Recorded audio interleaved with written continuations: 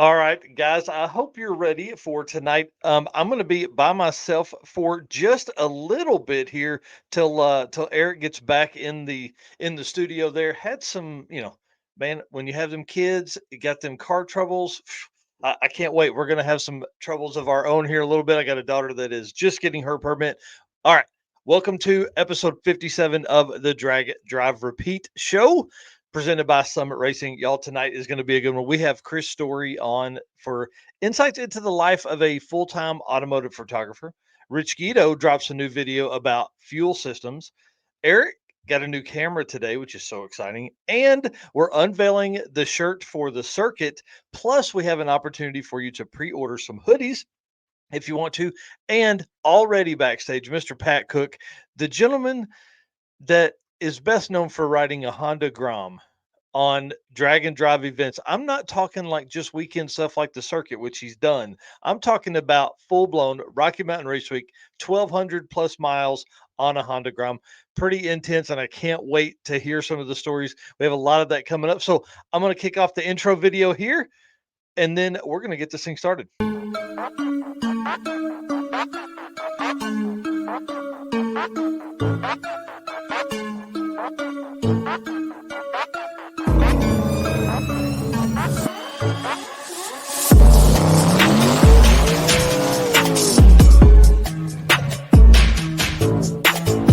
We're gonna pack things up and hit the road and try to make it the next day.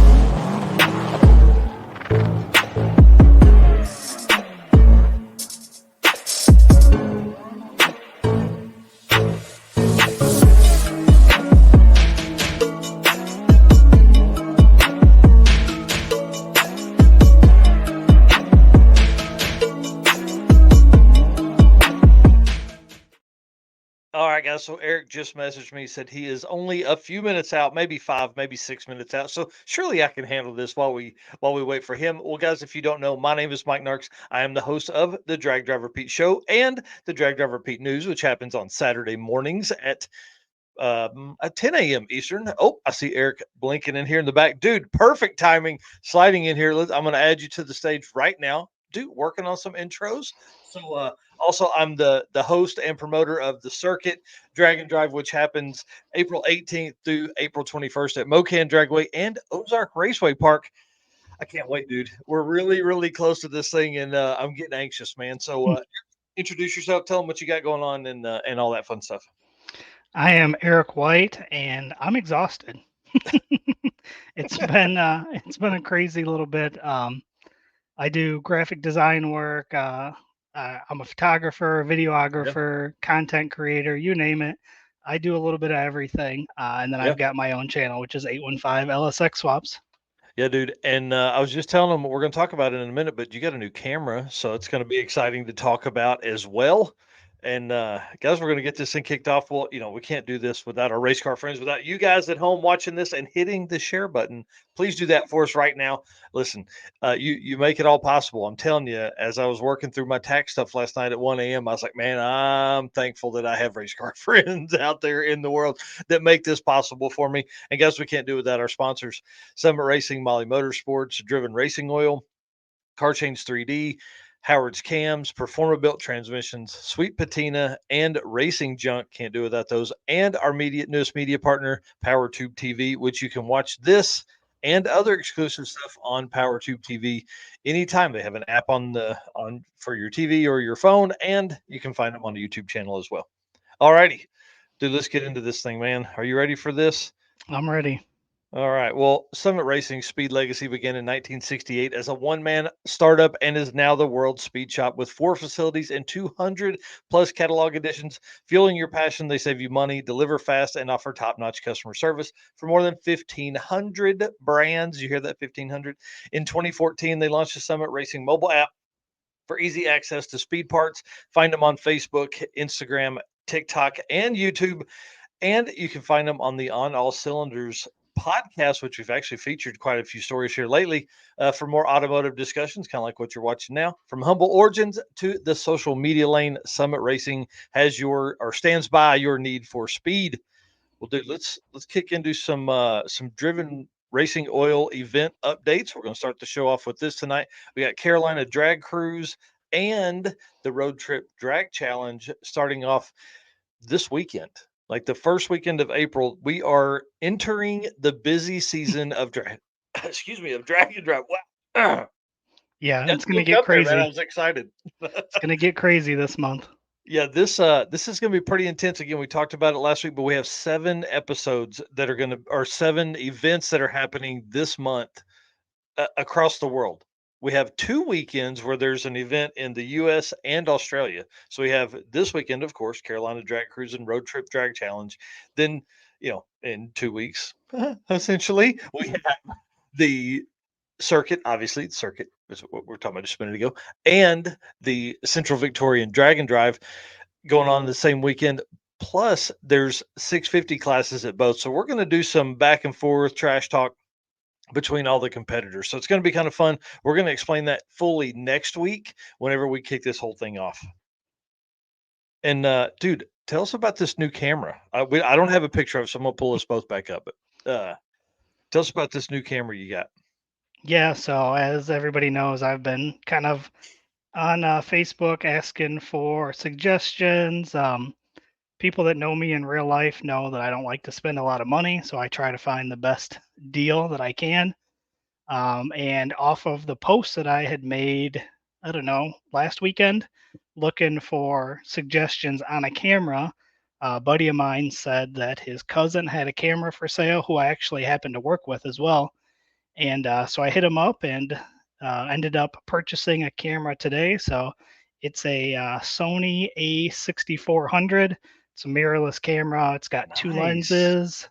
Comes with a bag, a microphone, and I think that's about it. But seemed like a good deal, and I'm excited to use it. I've used Nikon's, I've used Canons, I've never used a Sony, but just taking a few pictures with it today, it seems like it's going to be pretty sweet.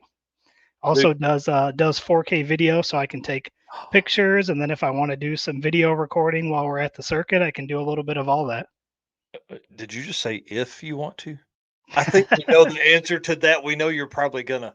Dude, Yeah, that's so cool, man. I'm really excited for you about that because that's been one thing that has maybe lacked in your arsenal is that dedicated camera that belongs to Eric. Now you've taken some high quality cameras on trips with us before, but they've been borrowed or yeah, I guess probably borrowed all the time.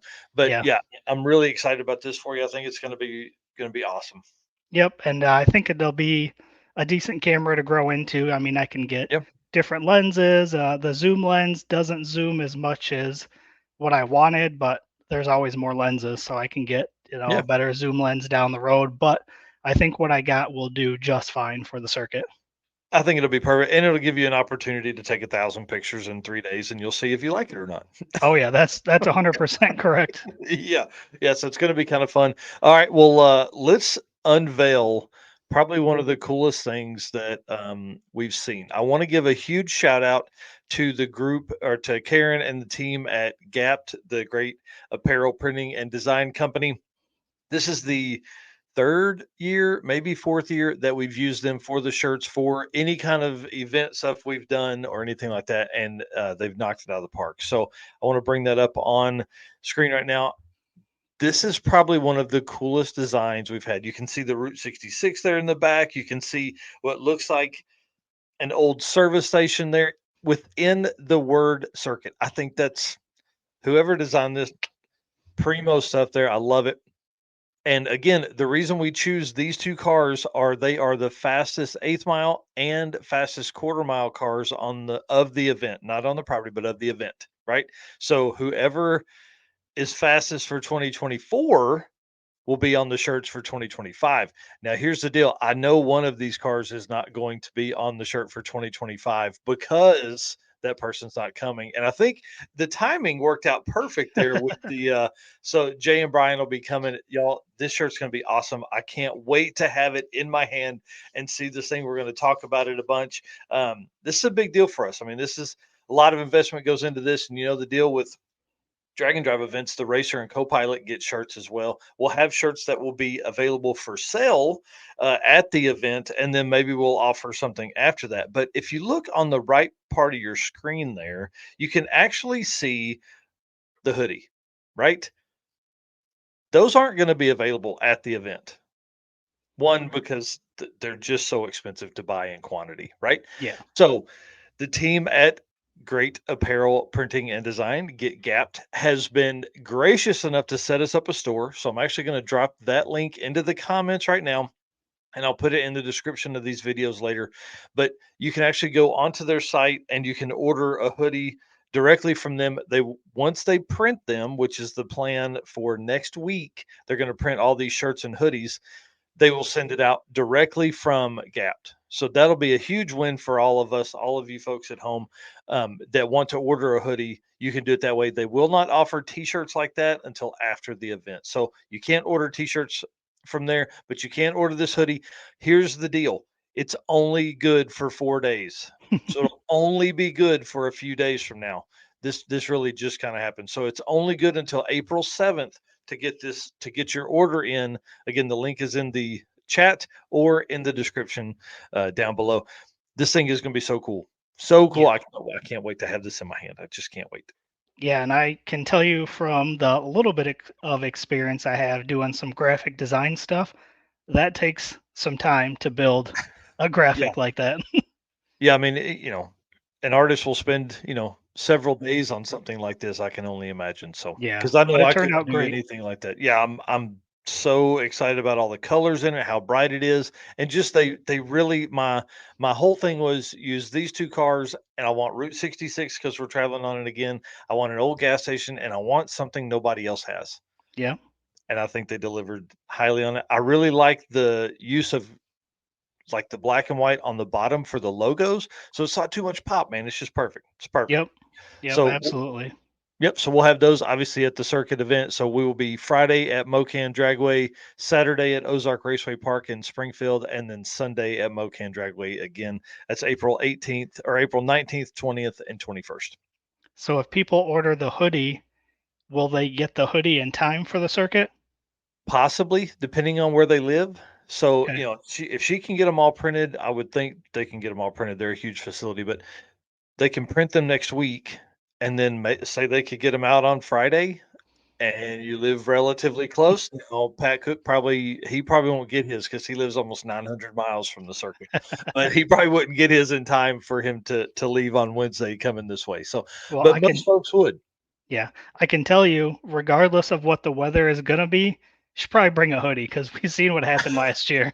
Yeah, yeah. Even though it said it was going to be 75, the temp dropped about 40 degrees in about 8 minutes. So, Yeah.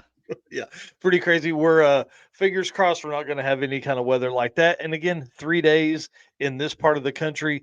If it rains one day, it's most likely not going to rain the other two. So, Well, hey, I can tell you here, when I got up this morning, the grass was covered with snow. It snowed all morning, and right now there is absolutely zero snow on the ground. So that's what it's like to live in Illinois. wow. This Facebook user says I can help bring them to the circuit if Karen has them ready by Wednesday. Oh, okay. That may work as well. The Facebook user part there is actually that's someone within our Drag Drive Repeat Race Car Friends Facebook group. And if you scroll down to the bottom of the description, you should be able to give StreamYard permission to use your name. That's You, one of the biggest deals with groups. yeah, you mean that group that we just hit 1,000 members in? Yeah, that group. That Yeah, group? yeah, that group. Yeah, that one that we hit 1,000 a couple days ago. All right, and then one of the most exciting things, I can't wait. I'm so giddy. I actually talked to Donna today from Chicken Annie's, setting in that we're gonna have dude, I think we're gonna have 150 people here. That's gonna be wild. It's gonna be crazy. So I made a post this morning asking who else coming, and at that point there was like 91 or something like that people that I quickly counted through the responses to that. So if it's 91, that's definitely going to be people that there are going to be people that do not see that post that are coming. Yeah. To say that's a long way around there. This should be pretty awesome. Again, this is the Chicken Annie's original. That's the key phrase there, original, because there are two Chicken Annie's in Pittsburgh, Kansas. One is in town and kind of like a fast food small restaurant, and then this other one is just gangster 6 foot tall rooster in the walkway when you come in. And we have the entire lounge. They serve drinks if you would like them. It is a cash bar, so you're going to pay for your own drinks in there. But we're going to take care of dinner. We're going to have fried chicken. We're going to have mashed potatoes. We're going to have green beans. We're going to have slaw, and we're going to have German potato salad, whatever that means. I don't know. Nice. But I'm really excited to try it. It's probably the best fried chicken I've ever had ever. And I'm an adult man that's 43 years old. I've eaten some fried chicken. Yeah, it was So, it was definitely good when we were there last year. yeah.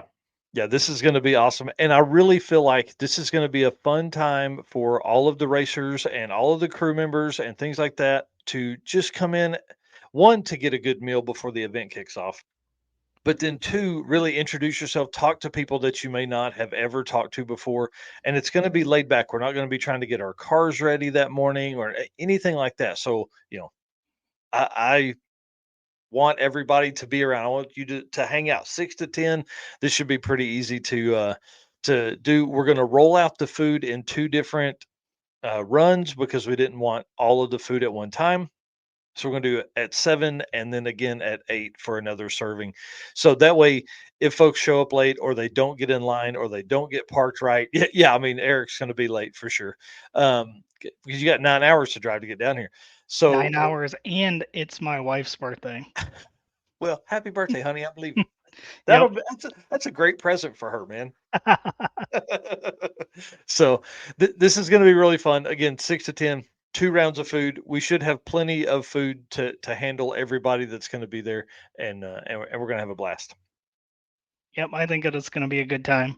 And I Yeah, should be there. I should be there in that 6 to 10 window, but it'll probably be towards the later end of it yeah. because we're No going to do worries. breakfast that morning. We're going to do breakfast before I take off. There you go. Yep, breakfast, and then you're going to drive 87 miles an hour south, almost directly south, coming from Illinois to here. So Yeah. Jay says they got 11 hours plus fuel stops. phew, man, it's going to be brutal. Well, Rick Dodge is flying in to here on Thursday morning, and so him and I, the plan currently, unless he has delays or something like that within his flight, we're going to leave. I'll pick him up at the airport here close to me, and then him and I will drive north, and we will actually. My hope is to drop the trailer of merch and all the equipment, things like that, at the track, and then him and I'll run up to C-Tech, which is the school that Felicia Smith was talking about. So we hope to run up there and allow those kids to, meet a dude that works with the NHRA and all these events and is a tech. He does all of that kind of stuff. So not necessarily that they want to, just because you're into cars doesn't mean you have to work on cars all the time. Doesn't mean you have to sell cars, which is what we'll talk about in a minute with one of the other podcasts I listen to. But this is. I hope this is going to be an opportunity for those kids to learn. Plus, those kids are coming out Friday, so this will give them a good chance to meet Rick, and then Friday they can hang out with him and see what he does and goes through and looks at bars and all that kind of stuff for all the cars and all the classes. So that'll be kind of cool.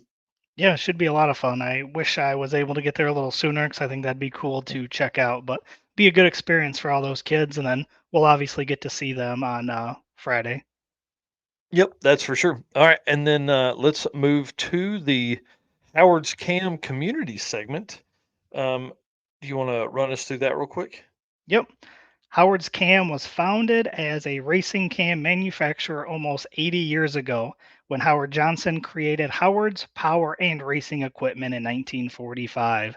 Howard's Cam has always used on track experience to design the most powerful designs.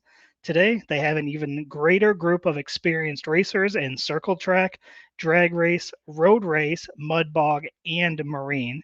They use all this input plus the most advanced computer software to design the most competitive, race winning products. From pioneers in drag racing and oval track to cutting edge marine development, Howard's Cam is at the forefront of the industry. Howard's Cam is our valve train sponsor of Drag Drive Repeat. So make sure you reach out to our buddy Luke B for any upgrades that you need to your valve train. Yeah, you want to go faster? He's the dude. You want to drive better? He's the guy. You need anything? He's your man. It's making weird noises. He can fix it. All right. Well, Mr. Rich Guido dropped a new video on the channel. Drag and drop fuel tips. This was filled with tons of great stuff. Thought this video was really, really good. You can see there. Rewatching rewatching it again, trying to get some tips. I don't need any tips for making 1500 horsepower because I'm not going to do that. But there's a lot of really, really good stuff in that video, and I definitely want folks to be watching that because Rich is really dropping some knowledge there, man. Really dropping Hmm. knowledge in this thing. So I'm hoping that he stays with it and we can learn, and then the people will use this to build their own 1500 horsepower, big block Pontiac turbo setup. And then next up is voting for Sick Week. USA Today. Did you see this? I Top 10 did. motorsports events, bro. That's incredible. Yeah, pretty amazing. And we all know Sick Week was a blast. It was a lot of fun. You can vote daily during the month of April. And as of last night, late, I think it was 10 or 11 o'clock, they were still in first place. Now, the month is really long. So here's the deal. I'm sure there's folks that will begin pouring support on as the month gets in there. So we need to vote early and often and just crush their dreams Yeah, to think that they could be Sick Week and the Drag and Drive community. We're a large enough community that we can surely make a huge dent. And if it doesn't finish first, it's at least on the list. So that's a huge win hundred for percent. everybody within the Drag and Drive community. Because as somebody said last week, there's guys that still don't even know about Drag and Drive. Yeah, 100%. Blows my mind. Did Blows you my mind. did you see Tom's post today talking about drag and drive crossing the border? I did not. Yep, he made a post. Obviously, everybody saw the April Fool's post about going international, but Yep. he said that was a spark from some ideas they had. So for 2025, one of their one-off events, they're talking about going from the US to Canada and then back to the US, which is something you Wow. and I have talked about on here before. Like, Yeah. would that ever happen? And it sounds like there's a potential that it could happen in 25. Yeah, that could be pretty interesting. Yeah. Man, that My you better fear would get be your border stuff right. control. Yeah. Yeah, yeah, and not necessarily getting into Canada, getting out. Yeah. Like they're like, "Hey, this car's kinda cool, maybe it needs to stay here." Yeah. And then how do you inventory everything that's in your trailer to, because they check like what you bring back and everything. So that'd be my And one big concern. But if they can pull it off, that's going to be pretty cool. yeah, yeah, I think that'd be awesome. Plus, I mean, I love where all of this is going. I love that there are thoughts. We're expanding drag and drive every event. Everything is looking at things differently. Every promoter is looking at different ways to bring more people into the community, but also put their own spin on it. I mean, shoot, there's 36 events this year. Like, it's Yeah. just crazy. All right. Well, I don't know if everybody follows Clay Millican or not, and I know he's not drag and drive yet, but he's going to be, and he's going to do it in Dentley, which is why this video is relevant. Yeah. Well, he lives around Memphis, Tennessee. They're a little north of Memphis, and so Holly Springs, Mississippi, is just south of him. And he loaded Dentley up and went down and raced Donkmaster's wife and several other donks. Now, well, he didn't really race a bunch of other donks, but he definitely raced Donkmaster's wife in her Camaro, and she smoked his ass. Uh, Really? yeah, Dentley spun and she did not, and it was pretty interesting. Great race. I don't know if anybody knows this, but I like donks. I think that's really a cool build style. I don't know if I'll ever have one. It's hard. It would be hard for me to spend like 5 grand on a set of 26s, but Yeah. man, you know what I mean? But really fun to watch that video. Really interesting to see him, going around the pits, talking to other racers and all that kind of stuff. So highly recommend you follow Clay Millican's channel Yeah. because at some point he's going to do a drag and drive. Yeah. And he's a great guy to listen to. Like, he's so Yeah. knowledgeable. And, even us talking to him at PRI, he's so down to earth. Yeah. I like listening to his voice and kind of watching his videos. Yeah. Yeah. He has a blast in everything he does, and that's pretty cool. Yeah. Um, Next up, now I don't know if Eric saw any of this, but This local outlaw track from me just reopened, been closed for like 2 years. And a group has come in, a local group of racers has come in and purchased it and are planning to open it up this season. So this is Wow. pretty amazing. So Salisaw, Oklahoma had a eighth mile track for a long time. It has hosted some really big, outlaw, no prep, small tire races, all that kind of stuff, that whole group setting. Well, a circuit competitor, Mr. Uh, Brad Phillips, messaged me the other day and said, "You're not going to believe what just happened." And he's already starting to try to figure out where they could do some drag and drive stuff surrounding the Salisaw, Oklahoma track. This is a big deal. So if you are wanting to support tracks being reopened, this is a great one to do. So you can search for Wilsey's Outlaw Drag Strip on Facebook. They're building it all out. This track has gone through many, many hands over the years, but one family owned it and were very hard to deal with based on everything I've seen and heard of. They have now sold it, and this guy, who is a longtime racer, is now owning it. And based on the team that I think he has with him, this should work out pretty well. That's cool. Yeah, pretty Anytime neat. that a anytime that a track can reopen, that's always a win. Yeah, and it has a really good feel. Like my dad and I went down. I mean, this has been 5 years ago, 6 years ago that him and I went down to watch a race down there. I think it was Dig or Die or something like that. Maybe one of the first events of that, and it's freaking crazy. And Brandon Parker here, yeah, that's pretty close to him too. So that'll be right down the street from him. So that'll be a huge win. And there are tracks within reason that I think we could probably put together a good weekend event. This one here is probably actually close enough if we wanted to do a really big circuit, uh, work around that, but we'd have to add a day in there to hit another track as well, just because I think it's too far from Mocan to get here or to get to Mocan to Salisaw back. Be pretty far, be almost double the mileage of what we did last year. So Oh wow. yeah, yeah, so long ways. Last little bit here. Last topic is kind of a big one. So Hemmings runs a hot rod barbecue podcast with Mike Musto as the host of it, and he had Bill Bader Sr. on, the owner of Norwalk and the Summit Racing Motorsports Park. This episode, I'm telling you, I've listened to it 3 times. I was just hammering Eric with notes from it the entire time. There are a lot of really, really good tidbits in that. I highly recommend you go in there. I should have grabbed the link to it, but search Hemmings or search Hot Rod Barbecue Podcast on YouTube or your favorite YouTube app or favorite podcast app. One thing he did say that I thought was really good. He said, a ticket here is much more than a pit pass. Now we've heard people say that a whole lot.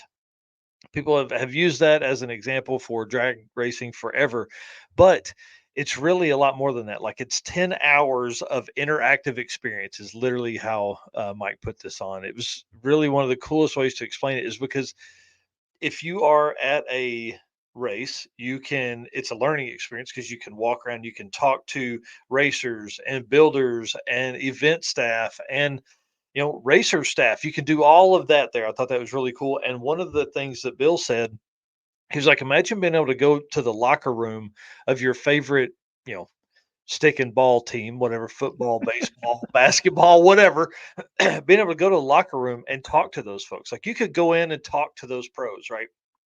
Well, you can't do that. You can't get up next to LeBron because you bought a ticket that was Right. 20 bucks or 30 bucks.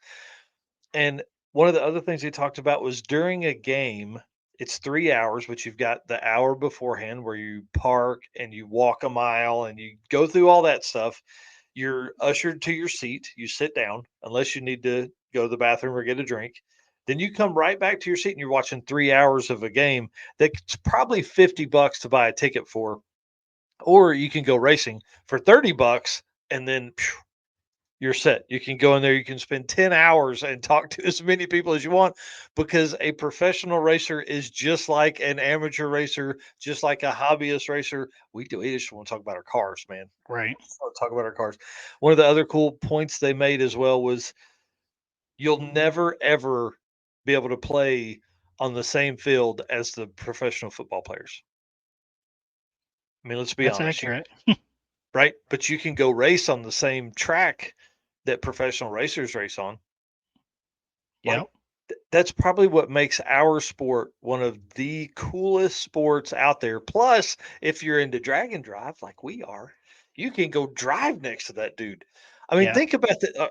Let's take this off here real quick. Jeff Lutz, the Jeff Lutz was on sick week. Okay, Yep. that dude had to get gas. That dude had to eat. That means people that watch that dude on TV, some of them probably got gas next to Jeff Lutz. Some of Yep. them probably ate with Jeff Lutz. Same thing with Alex Taylor, same thing with Tom Bailey. Like, you can cruise around and do all I mean, like, it's Yeah. crazy. And you can walk up just about any time during the event and talk to them. Yeah. You know, Yeah. you're not going to walk up to the, in the middle of a basketball or football game and start talking to the quarterback. Yeah. Not No, going to happen. no, not at all. And you're not gonna be able to, like, get a selfie with that dude while he's all suited up, ready to go in like you can if you're walking the lanes there, Yep. when they're moving up. Pretty cool stuff. It was really a good podcast. It got me very excited, if you can't tell already. It got me very excited about the sport and just kind of where it's going, who is thinking. I mean, these are guys that are in high level. Bill Bader Senior's he's the man. Like, that dude knows a lot, owns a lot, talks to a lot of people, has one of the nicest tracks in the country, probably in the world. And I mean, this guy is just talking about how much he enjoys drag racing and the drag racing community, and I loved it. So if you have that chance, go in there and do that. One other thing I thought he talked about: there are only 32 professional football games a year. There's 100 race days between April and October just at the Summit Racing Motorsports Park. Yep. So I'm, of course, had to message Mocan. How many race days do you guys have? They have 80 plus race days at Mocan Dragway. Heck yeah. Dude, so, like, once you start announcing it, Byron will be able to, like, I mean, like, think about that. You guys that live close to Byron, Illinois, could go over there, and Eric would gladly bring you up in the tower to talk to you. Oh, Right? 100%. You know what I mean? Like, where else could you do that? You're not going to go up in the Fox Tower and talk about football. Yeah. They're You not may going to be let the you anywhere biggest, close to that. yeah, you may be the biggest fan in the world, but you're never going to get a chance to talk up there. But you could message Eric and go, "Hey, dude, can I come up and tell a story?" Yes. Yep. How crazy is that? That's maybe we don't look at drag racing as exclusive enough. Maybe it really is. Maybe we really do need to take some of that stuff away from people and then see. Oh man, Nah. nah, you're right. You're right. One other thing they talked about during the podcast was opportunities for careers within motorsports.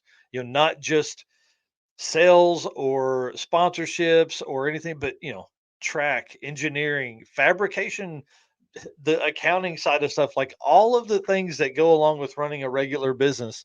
But you can do that within the motorsports community. So a lot of folks, get a good job and use that money to go racing. That good job could be racing. You Right. could be a part of the team, and you Yeah. can I see mean, there's. Go ahead.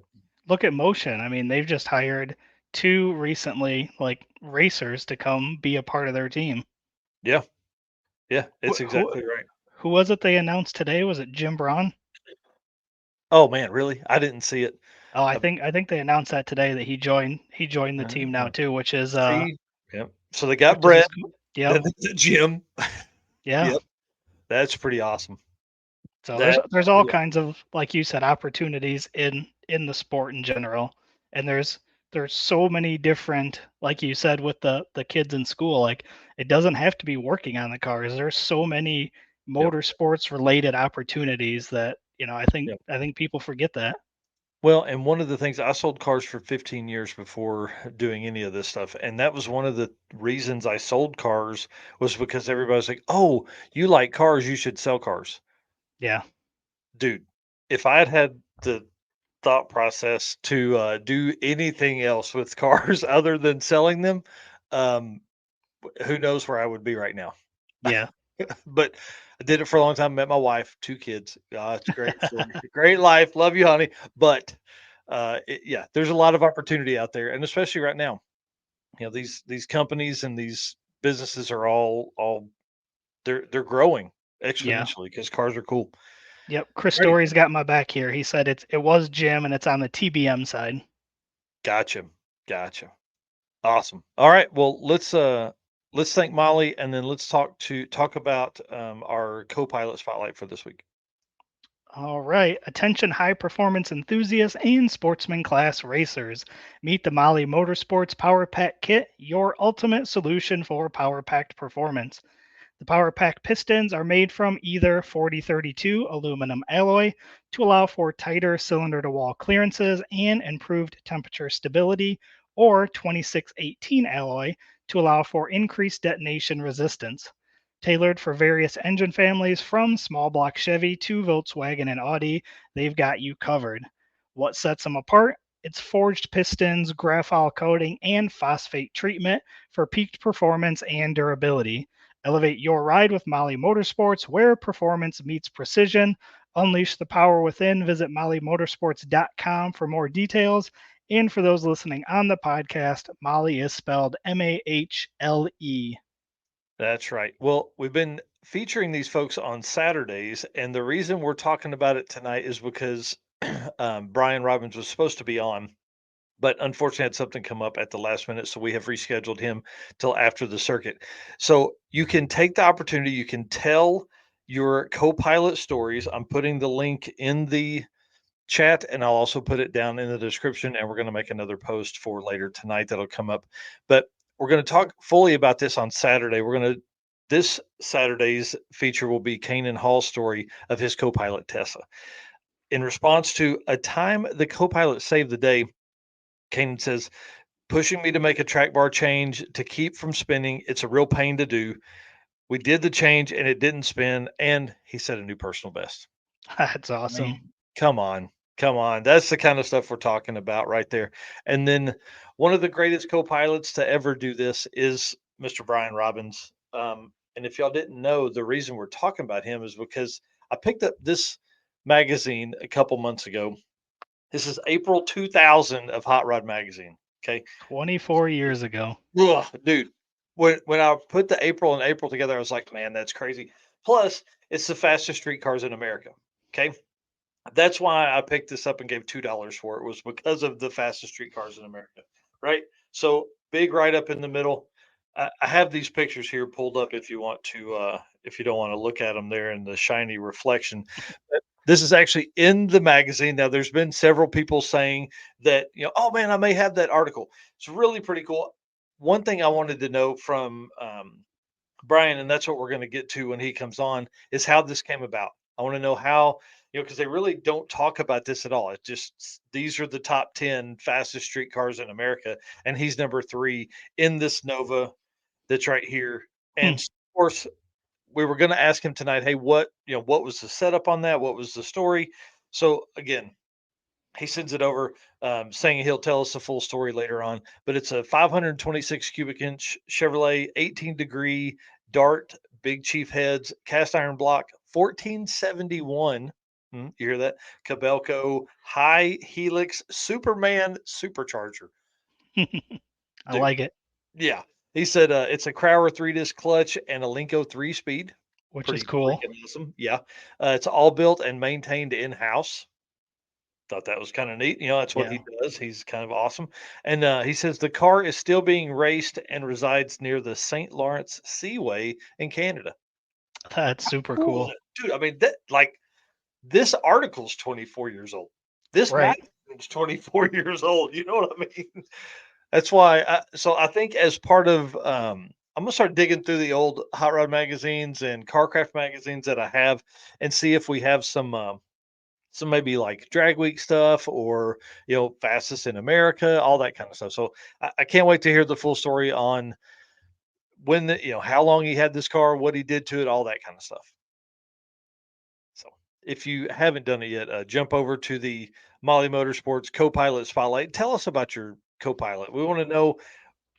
Give us the time they saved the day, and give us the time they ruined the day. Yeah. There's some good stories there. We are going to start working through those, and obviously we want to feature one of those a week, and we write an article around it, and it just kind of give that person some love. So appreciate everybody that has submitted that. And again, we'll talk Saturday morning about Kanan Hall's story. Yeah, it's definitely a cool segment. I'm glad we were able to get that set up because I think it's going to allow for a lot of people that maybe don't get the spotlight to get a chance to get recognized for the stuff that they do that is important in the drag and drive Yep. event. Well, I mean, obviously the racer gets a ton of accolades because they're the racer of the car. So Yeah. that's the way it works. Alrighty. You want to thank our folks here while I get things set up for Chris? Yep, absolutely. So this is we're going to take a chance to thank all the race car friends. Again, we say it all the time, but we truly cannot do this without everybody that supports us. We appreciate each and every one of you, as well as our sponsors. So Summit Racing, Driven Racing Oil, Molly Motorsports, Car Chains 3D, Howard's Cam, Performabuilt Transmission, Sweet Patina Racing Junk, and our newest media partner, Power Tube TV. Yep, that's exactly right. All right, Chris, you ready? Give us a thumbs up if you're ready. He said, "Bring it on, friends." We'll do the gentleman's agreement here in just a little bit. Let's bring this guy on, Mr. Chris Story. Uh-oh, hang on, dude. We got to fix the. There we go. How about that? Hi, sir. How are you? Who's Good. How that are you guy? guys? Oh man, Right? we're doing awesome. It's coming back. Yes, All right. Don't worry. man. I was nervous for a minute, to be honest with you. If you I guys got didn't know, yeah, Chris buzzed his mustache, and it made everybody cry.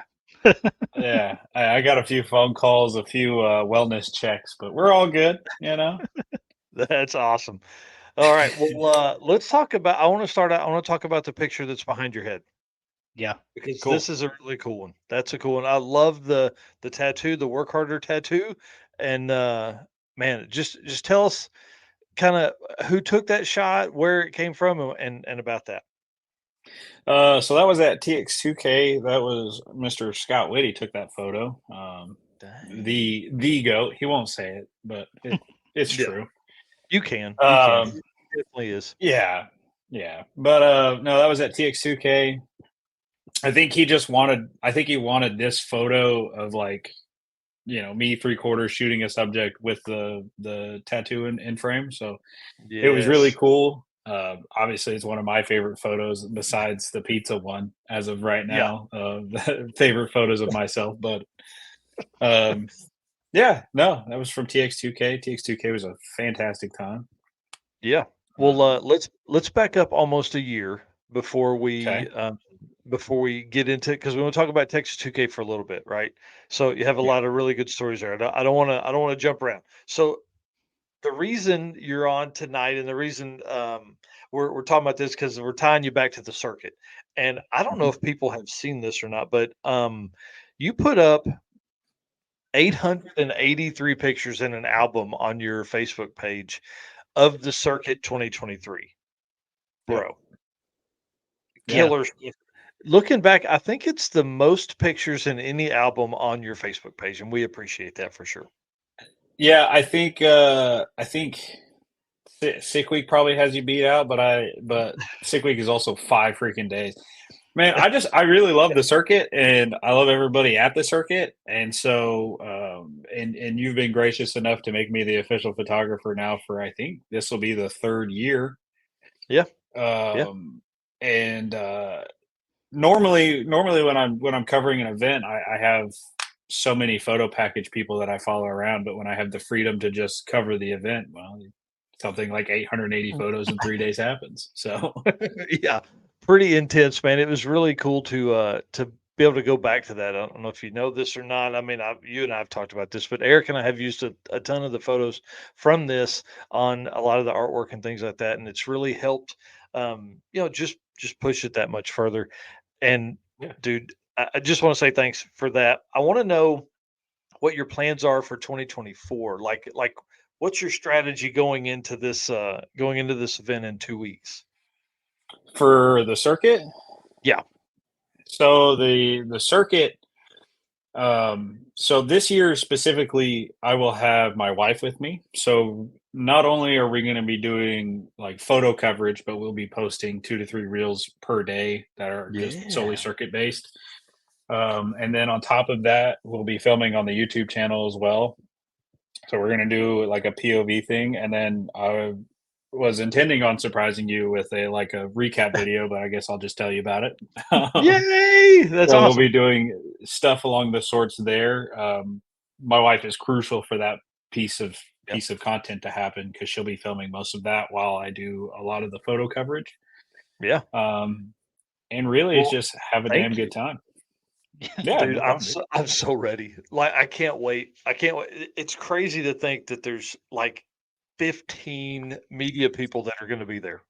Dude, Like, there's gonna be so many pictures. That's gonna oh, be great. Yeah, yeah, bring it on. yeah. And that was something else I was going to say. Is like this will be the first time that we've really had more than just me, in me and you in a long time. So Yeah. Yeah. I'm real excited to see the kind of media that comes out from this event. But we got a lot of really cool people coming, a lot of really Yeah. cool names, a lot of names that you and I know of, but nobody else does yet, and Yep. a bunch of Yep. cool stuff. So I'm I really, hope we really, can, really excited.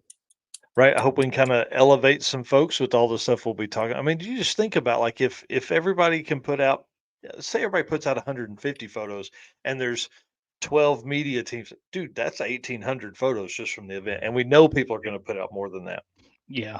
Absolutely. That's pretty crazy. One thing I do want to give you a big shout out for is your help with Johnny Allen.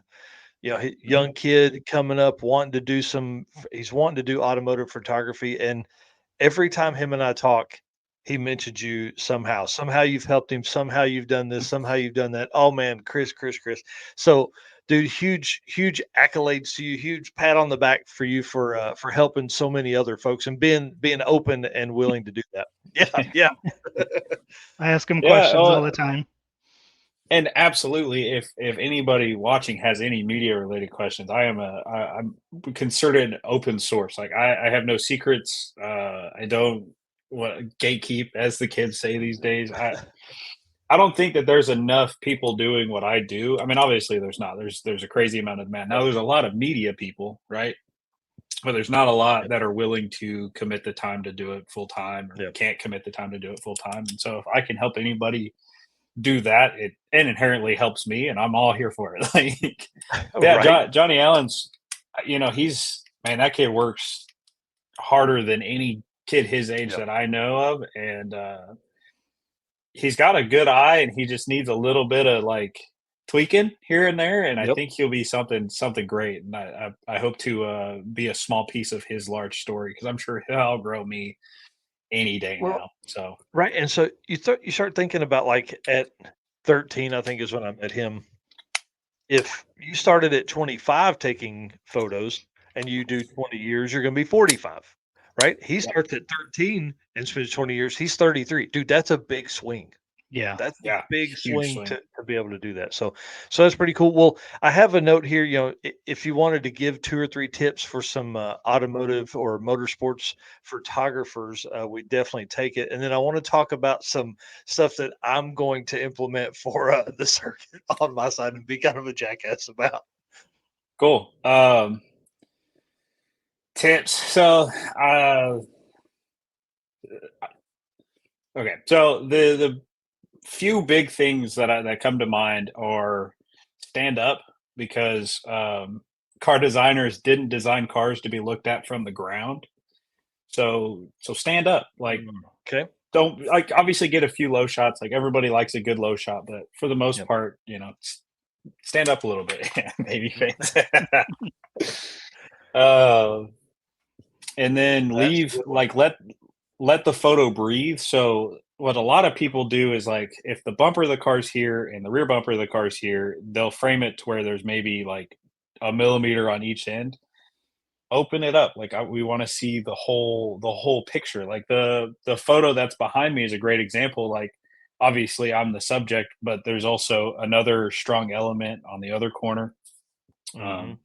which brings me into like the rule of thirds, which is like the most basic photography rule. And understanding the rule of thirds and subject placement is huge. It's a make or break deal because a lot of the times, a lot of the stuff that I see is like dead in the middle, either too low or you know always low. No movement, no nothing. So those are the big three that I see often. Nice. Well, let's talk about because you've been a road traveler, man. You've been all over. Where all have you been this year? This year, I haven't done. We haven't done a whole lot this year quite yet. we went to Florida for sick week, obviously, and Hmm. then went to South Georgia Motorsports Park, I think 3 times now. So once for lights out, there was another radio race out there, and I'm losing the last one, but we've been there 3 times this year. Maybe I'm thinking a sick week. Been to Texas Motorplex, I think 4 or 5 times already, not including TX2K. Obviously, TX2K was at Texas Motorplex this year, so that'll be another trip there for that. Um, Dude, so you haven't been very busy, but you've traveled 8 or 9 weekends of the year so far. yeah, well, Yeah. the few weekends, the few times I went to Texas were during the week, so it was like a Tuesday test session and like a Thursday test session. Oh, nice. Okay. Yeah. Um, but yeah, so there's a lot of events that I was scheduled to go on and just couldn't make happen, whether it Yep. was finances or other outside circumstances. Like, Yep. I was supposed to be at Carolina Drag Cruise, and then this weekend I'm supposed to go to like the Freedom Factory for the Freedom 500, and I'm not gonna be able to make that happen. Dang. So that's what I mean by like we have a bunch of stuff that we're supposed to be going to and on the schedule and we're supposed to be at, and some of it just doesn't pan out. The slow season's real hard on us because we don't do Yep. anything but take photos or edit YouTube videos, and so when the work's not there, the work's not there. Yeah. Yeah.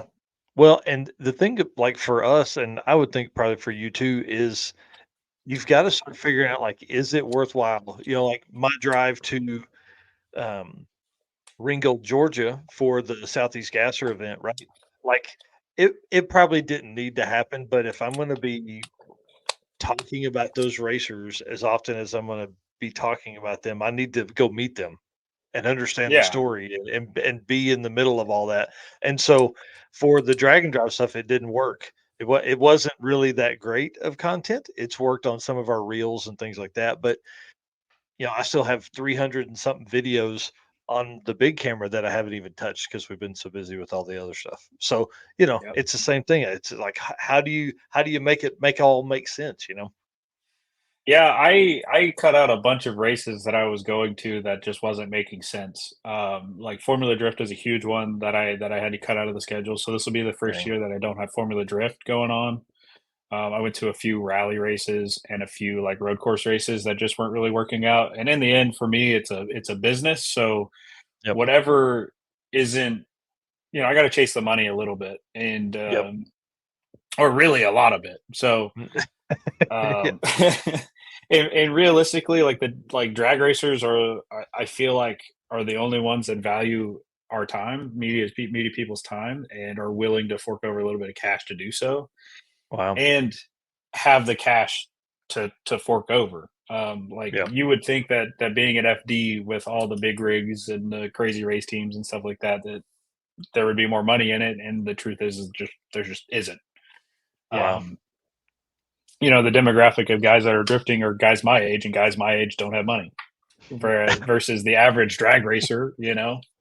is pulling a really nice race car trailer with a really nice truck and pulls out a typically really nice race car, and Yeah. want and value photos as a memory versus guys my age that Yeah. don't really care. They want reels and want everything Yep. for free. They're Yeah. they're living that life, they're like, "Oh, I'll remember this," and then see, that's what happens. You feel like you're gonna remember it, then in 15 years, you don't remember it, and you're like, "Dang, I should have Yep. gave Chris Story some money so he Yep. could help me memorialize this."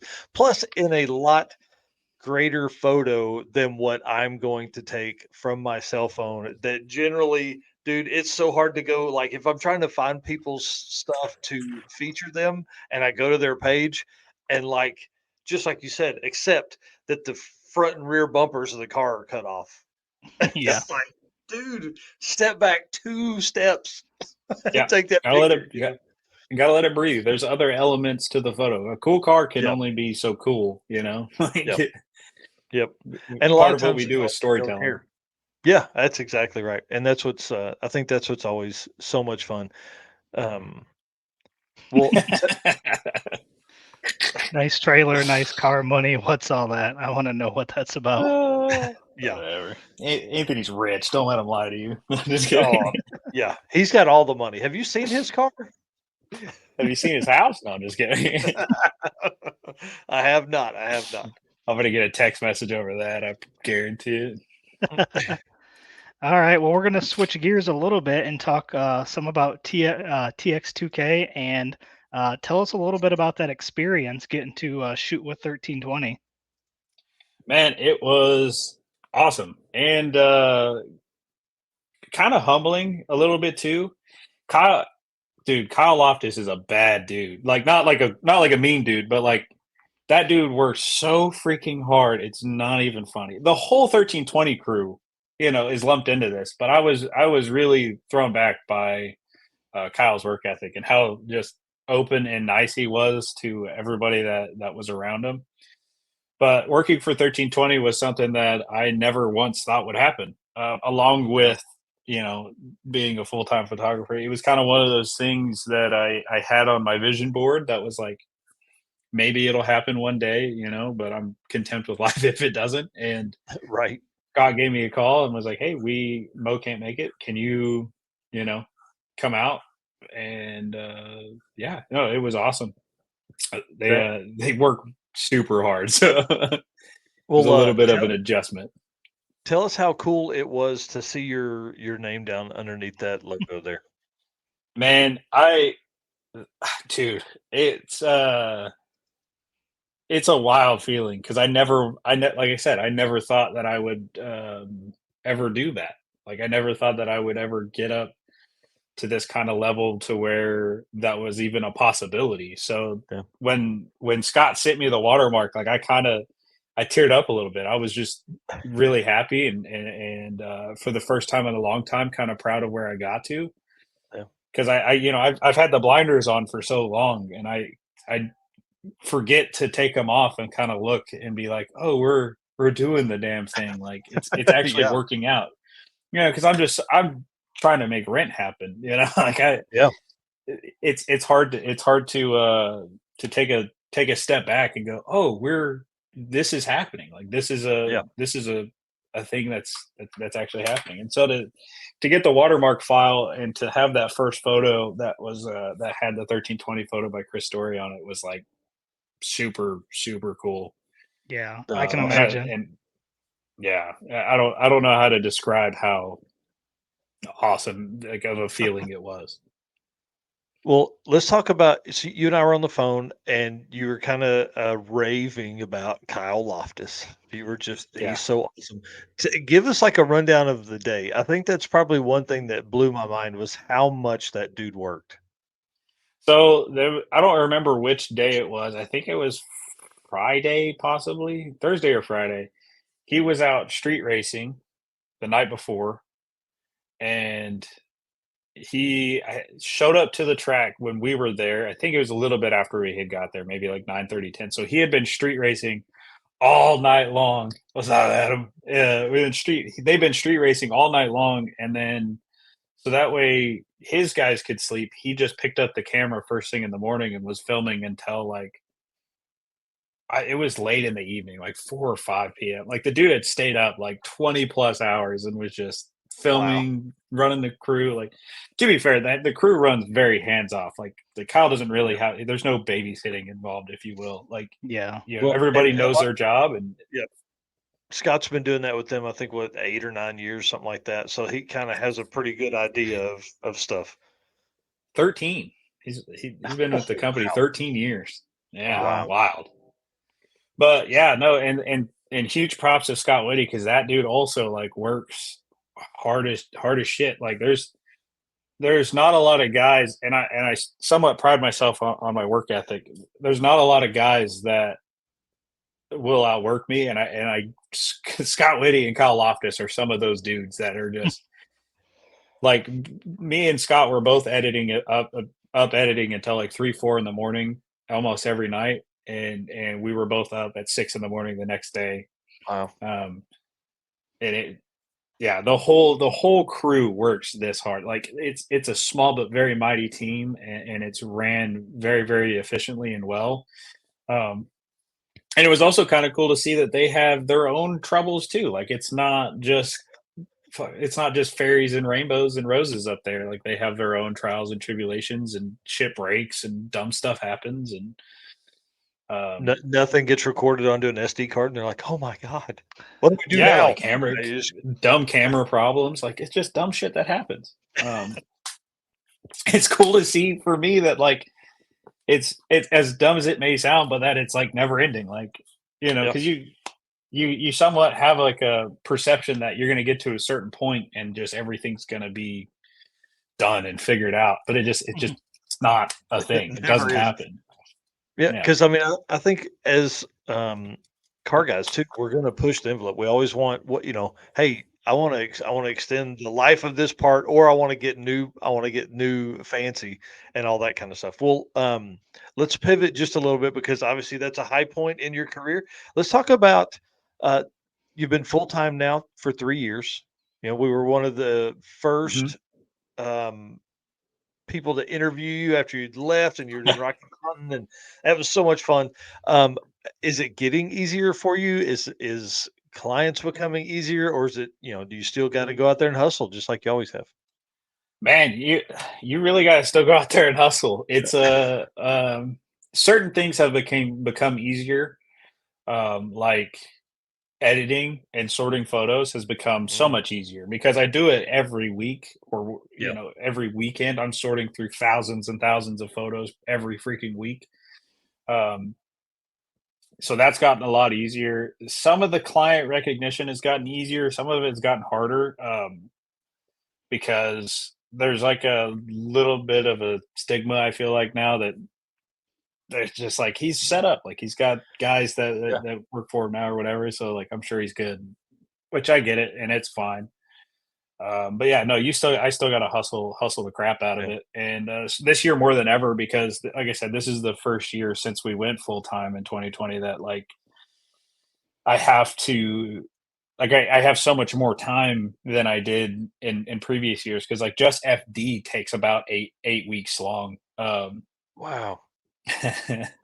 It's not 8 continuous weeks, but it's 3 days to drive Yep. to Grantsville, Utah, and then it's the event is 4.5 days, and then it's 3 days to drive back, Yep. or Georgia, or Florida, or wherever we were going, Yep. and it just took a lot of time. Whereas now I have all this extra time, and now I'm going to fill it with drag races. Well, I've been the drag and drive guy now for so long that I go to an event like Lights Out and people have heard of me, but they don't know who I am and have never met me before. And so it's kind of like restarting, which I personally I've been really enjoying. I feel like I have to hustle again, Yeah. Right. and it's a really cool feeling. Whereas like at Rocky Mountain Race Week, for example, and I'm not boasting by any stretch of the imagination, but like I'll fill up my photo package slots, months before the event even starts. That's awesome. Um, And it's Whereas I earned. go to Lights Out.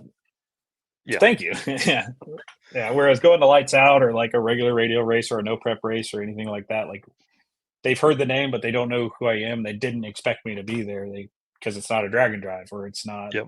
the events that I've been going to. So Yeah. That's awesome. yeah, Well, it's great to hear, and it gives me motivation. yeah, Right. no, it's definitely still a hustle, and there's still events where like I'm still struggle busting. Like Death Week last year, like was rough. And then like to after Death Week drive to Maryland to go to World Cup with like Oh, $100 to my name, like that was rough, and that was not that yeah. long ago. Like that was 5 or 6 months ago. Yeah. Well, that leads Um, great into our next topic. It's talking about some of those crazy stories you've had from the last few months. We saw you dropped a lens, you had car troubles. What kind of Dude, is some of the other struggles you've had as of recently? man, um, it doesn't stop. So I didn't just drop the lens; I dropped everything out of my camera bag. So I Oh was using no. like Oh, I I don't think it's God. in here. But I was using like I had the same $40 camera bag I bought off of Amazon years and years ago, and I had just been acquiring more stuff and Tetrising it into there. And it's one that like it zips around the flap and then like the whole flap opens. Mm, And Kind of sounds like I the don't one know that I what just got. Yeah, probably. um, yeah, and so I had just gotten the R6, which came with a few new lenses, and I had a few trusty dusty old lenses that I've been using forever. And the freaking we had to. I don't book hotel rooms in advance, mostly because I can't afford to book it until I get package clients in. Yep. And so we were stuck staying in this jank ass hotel in somewhere Georgia. So I was already pissed about the hotel. And then like we get to the room and like I open the door and I'm getting ready to like put this stuff on the bed and there's bugs and crazy shit everywhere. And then like I feel it start to open and I'm like, what is that? And then everything falls out of the damn camera bag. Like Oh, the only thing that didn't fall out was my freaking laptop, and it was because it was in a different bag. Thank God, because the laptop is like the yeah. most influential piece of equipment that I own, and it's also the most expensive piece of equipment that I own. And so, yeah, if it, yeah. But anyways, I broke my 24 to 70, a brand new 50 mil that I had just gotten, Oh, and a lot of CPL lenses, the little filters that go on the end of the camera, which it ended up totaling like $6,300 worth of bullshit that I broke in one dude, drop. Yeah, dude. but it did challenge me to use a different lens than I normally use because I normally just shoot like 24 to 70 to 70 to 200. And so now instead, because so I have like a short lens which Yep. shoots this wide, and then I have a long lens which shoots like this tight, but it can zoom super far. And my short lens is the one that broke, so I had to experiment with the other lenses that I bring but never use. And so I Nice. got to play around with a bunch of those and realize that I was like, oh, you know, I miss my 24 to 70, but I have other focal lengths to play with, and it was a good time. That's awesome. So But yeah, what lens do you typically use? Is so it the 70 to 200 stays on consistently, like all the okay? time. Now, because I don't have the 24 to 70, I've been using my 35 millimeter quite a bit. Um, I like prime lenses, but it's hard to do like good photography, like good photojournalism of an event with a bunch of prime lenses because you kind of need the variability of having like a 24 to 70 and a 70 to 200. Hmm. But right now, yeah, 70 to 200, and then I'll either have the 35 on or the 16 to 35 on. Um, so I could go Gotcha. super wide or super tight. Yeah, I don't know if you were on earlier when we were talking, but I finally today bought a camera, and I've got it came with a 30 mil lens and a 18 to 135, I think. Yeah, so it's an 18 to 130. It's probably an f4 lens. It'll be good for most of what you're doing. Yeah. So I'll have it on the circuit, so we'll see. It'll be a, something different for me to get used to because now I'll actually have a camera that's mine, and I can kind of start to learn on that camera Yep. instead of Yeah. borrowing everybody else's. Well, and when you go to edit stuff, you'll be able to save a few presets that are camera specific, and it'll make the whole editing process a lot easier. Which we can talk more about that at the circuit. Yeah. Yeah, Nice. I'm looking forward to that. Yeah, it's gonna be sweet. Yeah. Well, cool. Well, dude, I want to say thanks for coming on tonight. I want to say thank you for being as open as you are with everybody. It's, yeah, That's yeah. good. Jared Klapser hanging out car windows, sunroofs, and doors doing 80, taking pictures, doesn't break anything. Walks into a hotel, breaks everything. Yeah, yeah, man, it's a struggle. But yeah, no, like I said, I'm an open book. You know, part of the struggle is like if nobody knows, like it seems unrealistic because I go to so many damn events a year, but people don't understand that like I'm usually sleeping in my car or like bumming a room and I'm driving on like $48, like just enough to get there and like Yep. eating just whatever I can find. Like it's Yeah. a grind, but I love the damn thing, and I want this to work more than I want to breathe in a lot of circumstances, and or than I want to be comfortable is a better example. And Yeah. if there's something that you want, whatever it is, if you want it more than you want to be comfortable, man, freaking go after it. Because what's the worst that's going to happen? You sleep in your damn car? Right. Yeah, Been there we do it before. all the time. I think all three of us have slept in our car to make a drag race before. It's a thing, Yeah, man. It's yeah. And you know what's funny? After all the traveling I did last year, I almost missed that just a little bit. Almost, I yeah. feel like What's up, man, Reggie? So I spent a bunch of money on a Chevy Trailblazer, fixing some stuff suspension wise, and we're gonna test it out at the circuit and see if it'll pull this little trailer and make it through the weekend and all that kind of stuff. So I'm excited because that would actually give me a spot uh, better to sleep in for a couple hours than the little Saturn rocket. So I'll Yeah, be no, we're bringing building a down a. Suburban for the same reason. yeah, Oh, Oh, yeah, man, nice. that's the plan. All right, dude. Well, thank you so much again. We'll see you in a couple weeks. Dude, we're 15 days from the circuit. It's gonna be man, I'm so excited. it's gonna be so wild. It's gonna be absolutely intense. And for you guys that don't know, Chris is our official photographer. So if you are a photographer or a media team that is going to be at the circuit, here's how this works. I'm gonna be kind of a jerk. Um, if you have any questions or anything like that, come to me. If you can't find me, find Eric. If you can't find Eric, find Chris. And we're going to have a pre-meeting with all of the media teams and talk about some of the things that we're looking for. I think that's going to help folks when they maybe not know what to shoot, but then also um, courtesy and etiquette that we're gonna go back over on this side of stuff and what I would like to see from the event and from the media teams because the reality is like, while we love having you there, we need everybody to get along and act right. So it's probably one of the hardest things, we don't need any of the back and forth. So, all right, There dude. ain't no competition there. No, I mean, No, there's enough content to go around. I think that's probably one of the things that I want to talk about so much is just we all don't need to have the same launch shot. There- Like let's venture out. Let's show what this drag and drive life is really about. It's in the pits. It's at the route stops.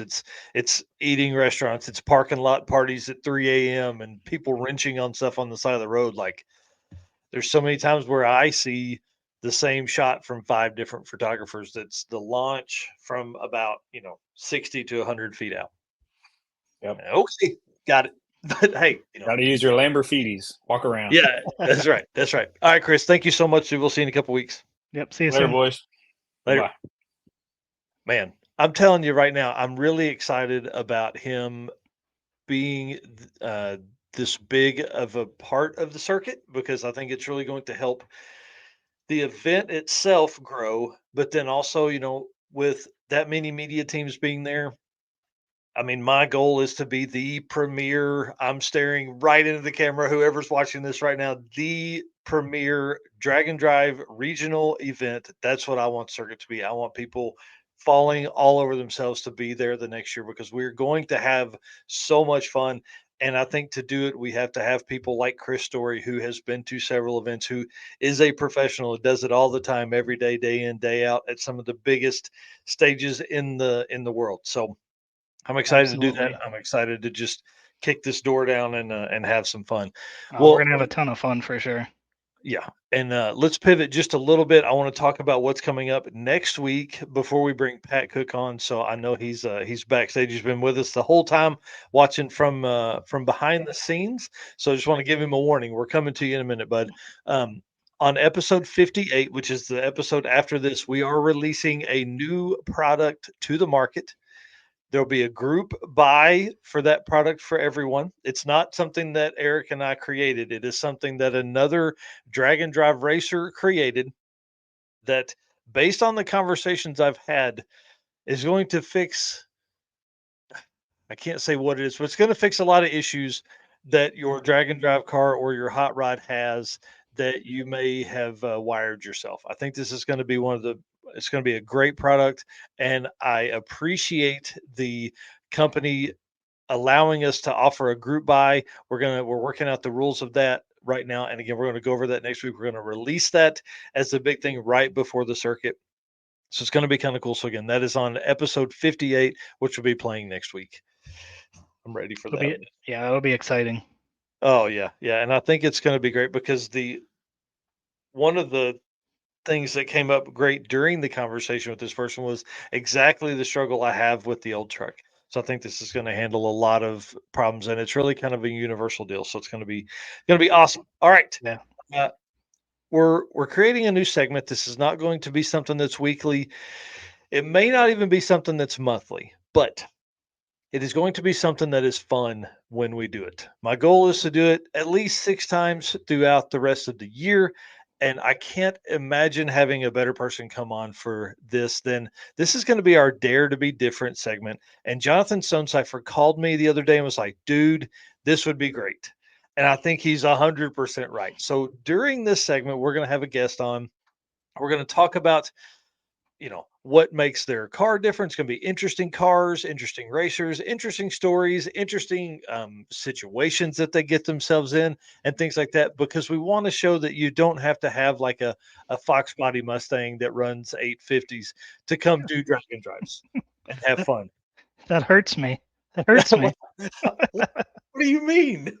So here's You're the right. thing. Mine doesn't run that fast. Yeah, that's right. Not yet. Not yet. It's getting there. It's getting there. And so Pat Cook is one of the funnest people you'll be around ever in your entire drag and drive life. Um, the one thing that's cool now, Pat races or has raced in the past. Hang Hmm. on, I'm getting to the picture here. Almost there. I promise. That's right. This Honda Grom. Yep. Dude, this thing is crazy, but we're going to talk about that in just a second. So I want you to introduce yourself. I want you to tell everybody how many events you've been on and all that kind of stuff. So I'm Pat. I've done Rocky Mountain Race Week the last 2 years, both events. So in 2022 and 23, had to stop and do the math there. But in 2022, for both events, I raced a completely stock Honda Grom. Like I bought it a month before race week. It had like 180 miles when I started, and then last year I raced a Ninja 400. Nice. And then I've Yeah. also did the circuit last year, coming for the circuit this year, and I did King of the Open Road last year. And the Yep. circuit and King of the Open Road I did on the Grom. Yep. So, 300 miles sounds like a long way on the Grom, but you've actually ridden that thing like 1,300 miles during a trip, right? Yep. For 1.0 race week, it was actually closer to 1,400 because I missed a couple turns. Up in the Nice. mountains between Kearney and Pueblo, I missed a turn because I thought it said 19 miles instead of 1.9. And so, like Oh, 20 miles later, I turned around and came back. nice. I don't think you were the Uh, only person that made that mistake, right? I think there were some other folks that made that drive. it wouldn't have surprised me. I didn't see anybody else there, but they would have been passing me. Yeah. So obviously, the first question is, how fast does a Honda Grom go? So, most of the time on the road, it's like 55, 60. When we were driving from Ennis up to Tulsa through Dallas, I was riding really stupid, drafting behind semis, and I saw 83 on the speedo. What, Wow. dude? Yeah, That is awesome. That's awesome. it 83 was is fast. ridiculous. Like I could almost reach out and grab them. You pull me along, please. Hang on. I want to get back to this. I thought I had grabbed a shot of you on the Grom. I guess I did not. Dadgummit. But it's awesome, man. It is It is so awesome. much fun. Yeah. So you've done a few of those on that. Now you also here's the Ninja, and I want to say shout out to Roadrunner Media for the shot here. And you actually pull a trailer with this thing. Yep. I last summer for 1.0 I didn't, but having to take the saddlebags on and off was such a pain in the butt. I made sure I had a trailer for 2.0. It was so much better. And I could have a chair. Yeah. That's awesome. So how does it Yeah. pull with a like how do they make trailer hitch mounts for those bikes? They don't at all. Essentially what it was is I've got a couple steel plates that run up the side of the swing arm with a hole the axle goes through, and then it clamps the swing arm about 8 inches ahead of the axle, and then it just Gotcha. has a cross beam for the hitch ball. And it Wow. really didn't notice it much. Like I felt it rattle around in parking lots, but it Yeah. pulled just fine at like 85 and 90. That's awesome. Nice. Because that's one thing about you motorcycle guys. You can still cruise on at speed. And this shot here looks like Bandamere, so I would Yep. think 2.0. That was I think either Chris or Jesse took that picture. Chris Wow. Story or Jesse Fox. Everybody else is down at the bottom end of the track taking the big group photo, and we're up at the top end taking a picture. That's awesome. Yeah. Yeah. So run us through the group of racers in this photo here. So I'll go from me to the other way because it's just easier. Won't confuse myself. But there's me on the Ninja 400. There's Chris Baker. He's on a Hayabusa. He was actually in the top 100 racers last year, ET wise. Yep. He runs 860s. Then Dustin, who's on a Dustin Moody from Moody Performance and Design. He's got a ZRX 1200 that he ran 8s on 2.0 and then rode from Bandamere back to Pueblo on 3 cylinders and finished, which is pretty awesome. Yeah. And then Shane Warner, he's raced the Gixxer 1000. He's the guy in 2021 that wrecked and broke his leg, and he came back and raced the next year, next event he could. And then Awesome. James Revels, who's in this picture, was riding Dustin's VTX 1300, but he's also raced Honda Magna. Nice. Nice. Yeah, I want to say I think I had him mixed up with somebody because I was like I thought it was the Magna, not the VTX. So yeah. Yep.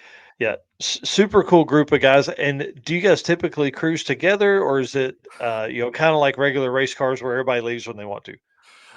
Everybody kind of leaves when they want to. On 1.0 this year, I cruised with them I caught up with them between Pueblo and Kearney and cruised with them the whole way back there on Nice. the last day. But we all kind of cruise in our own groups. That's cool. Well, did you cruise in a group on the Grom? I did not. There were a couple times I did because they got stuck behind me. Nice. We Nice. left Sterling through the construction in 2022, and I pulled over after all the traffic cleared, and I probably had like 30 or 40 race weekers pass me. Oh wow. It was a big group, including Matt and June in the truck. Oh, nice. Yeah.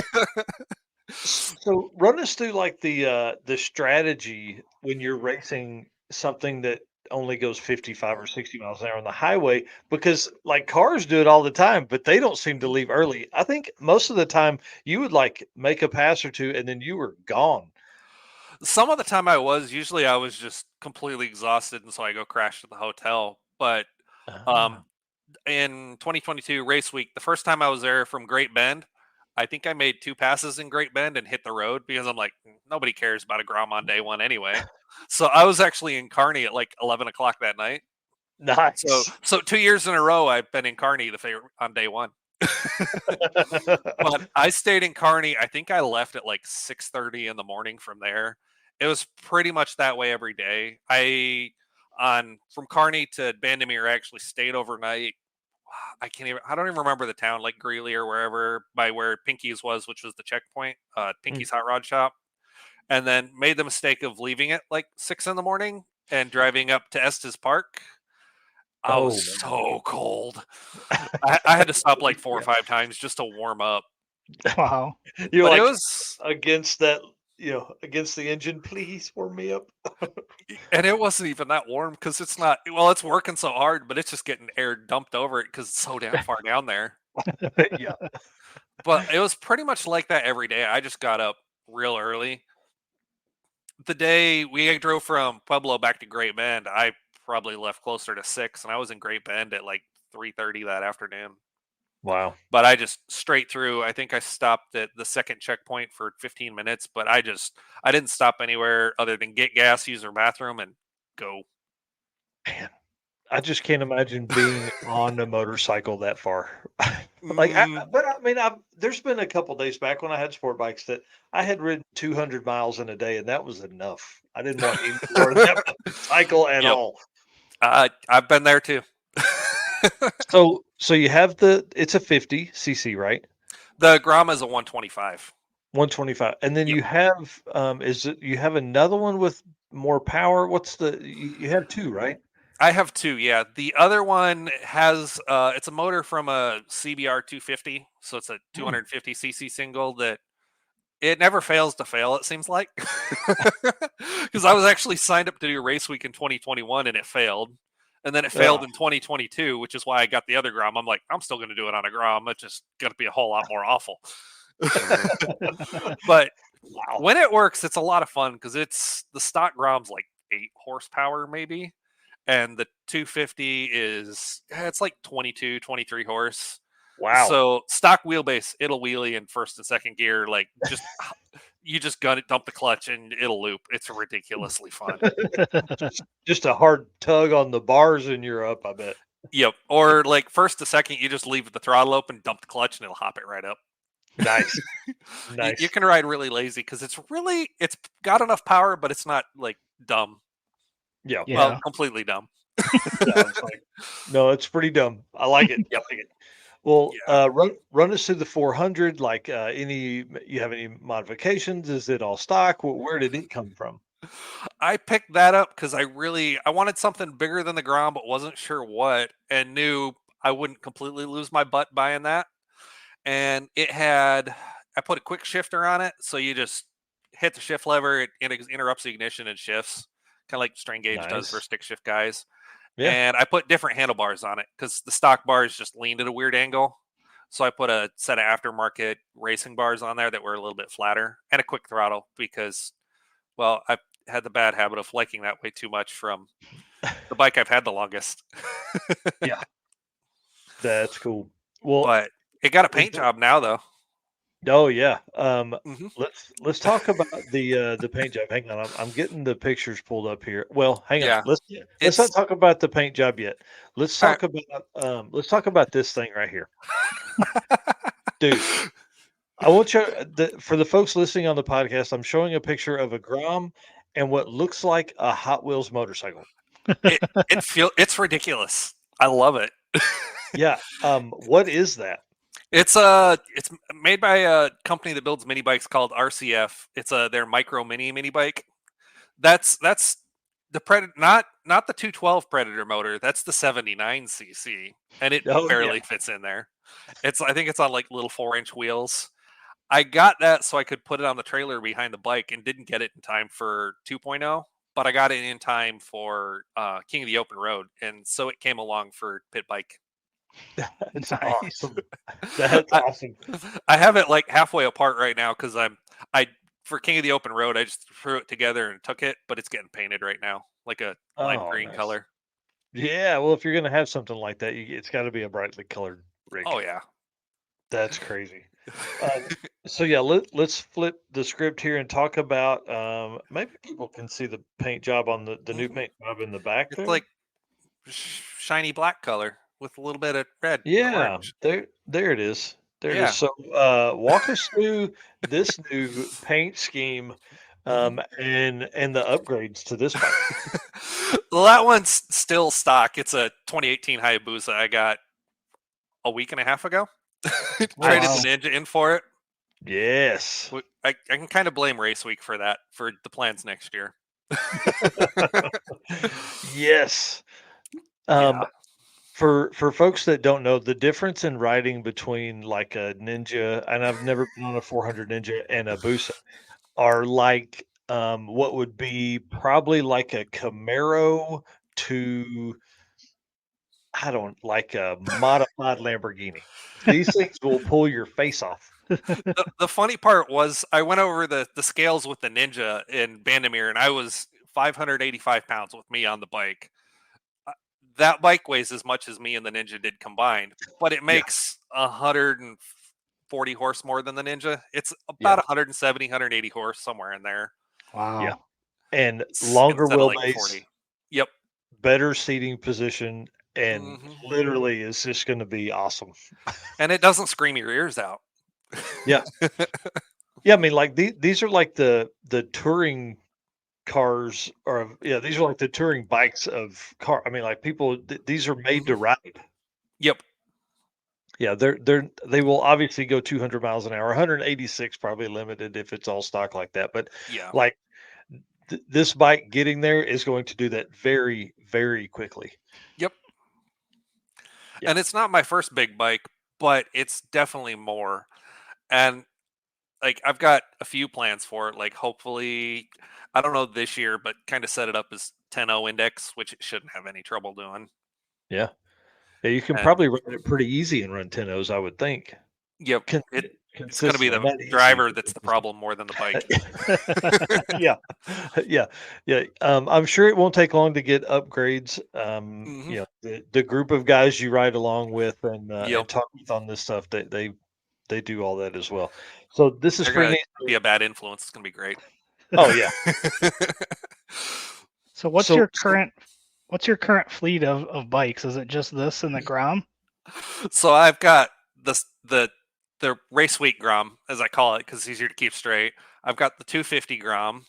I've got the Hayabusa. I have a Honda Navi, which is 110cc, basically a scooter that they tried to make not look like a scooter.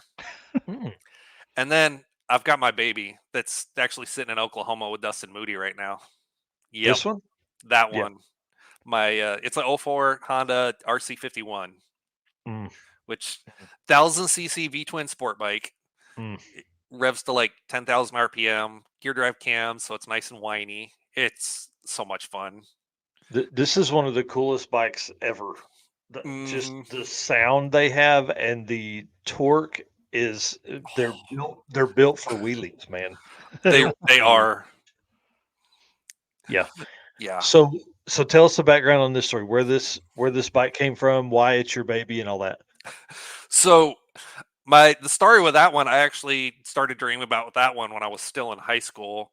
Joined the army, and I found that with 5,000 miles on it in 2009. Well, 2010, right after I got back from my first deployment, and paid like $7,500 for it. Spent the rest of the time I was in the army paying it off and paying even more in insurance. But it's the bike I just dreamed of having for so long, and Yeah. it's never disappointed. It's still basically the only thing's done to it right in those pictures that are it's getting a few things now, but it's a slip-on Yoshimura exhaust because the stock one makes it sound like a supercharger whine with no Yeah. other noise. And Yeah. then it's got a quick throttle and just a couple other little tweaks to help it out, get rid of the little bit of emission stuff. And it's got a quick throttle on it, so it's like really snappy if you're not used to it. Nice. Yeah, I may need to ride this. I haven't ridden wheelies in a Mhm. long time, and I'm kidding. I wouldn't do that to your bike. The first time I ever actually wheelied that bike, I didn't realize the front end came up until I set it down at like 85 mile an hour. Yeah, oh yeah. I was pulling up on the interstate and just laid into it, and it set down, and I'm like, "Wait, what was that?" That was a wheelie through second and third gear. Wow. Yeah. Through second. First gear tops out at almost 70. Yeah. Jeez. It's like you don't want to go under 30 on that bike because first gear is useless. Well, and the way the V twin works, it's real bump, bump, bump, Yep. bump. It's kind of choppy. Because Yeah. it's got a really light crank in it. So like compared to the Booza, like I blip the throttle in this and it's like 8,000 RPM. The Booza is like Yeah. 4. Yeah. Yeah. And completely different setups. The Mm. Boot 1300cc inline four. This is, Yep.